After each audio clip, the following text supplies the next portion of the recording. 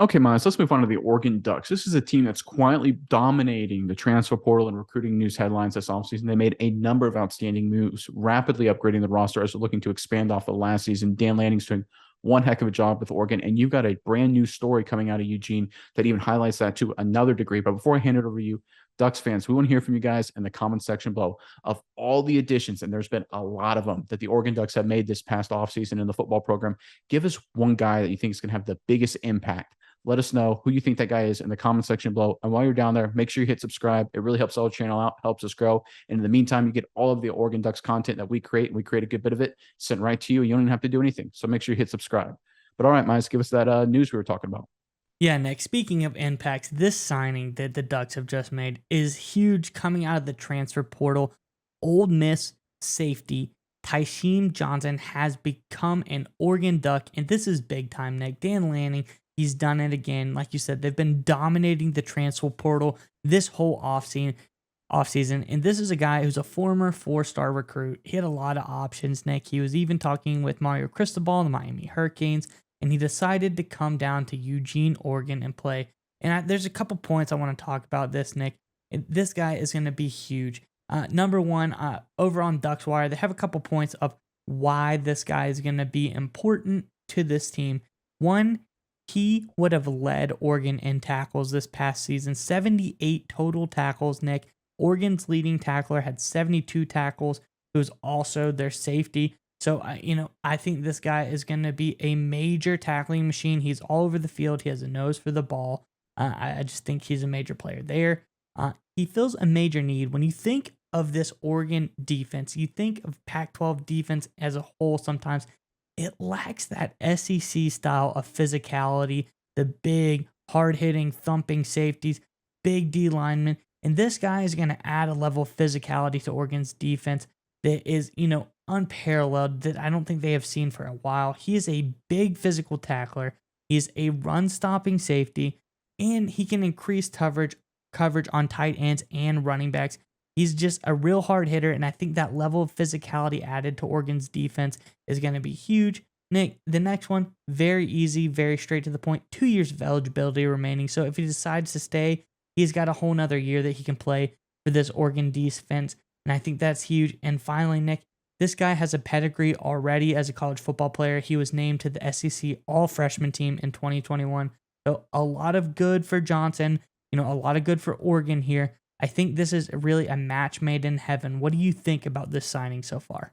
So I think it's a good signing. Obviously, you get anytime you bring in a guy that was all SEC, all freshman SEC, like Johnson was at Ole Miss, that's obviously a bit of a coup, especially for a Pac-12 program like Oregon. But this isn't the case of, this is just a one-off here. We've noticed this entire offseason. I kind of alluded to this, the success that Lanning has gotten in the transfer portal, specifically mining the SEC. Let's go through some of these guys, Miles.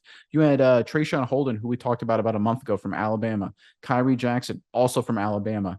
They got an offensive lineman, Junior Angelau from Texas. They got edge rusher Jordan Birch from South Carolina, right? So they've been able to mine the SEC in Texas, these really, dense college football areas to get guys with a lot of talent, or in Johnson's case, a lot of experience and production to come up to Eugene, Oregon to play for Coach Lanning. And that's always a good sign of a program if we're able to bring in talented guys, because sometimes you just miss guys in recruiting, right? For whatever reason. And especially in today's day and age with NIL money and things like that, you could have a really good program for a guy who thinks a good fit, you recruit him hard, and you just lose him because Alabama's going to give him $100,000 more of NIL money, right? That's just going to happen. Texas is going to give him more money, right? It's just going to happen, especially when you compare Oregon money to SEC money. It's just not fair how much money goes into schools like that in terms of NIL deals and things of that nature.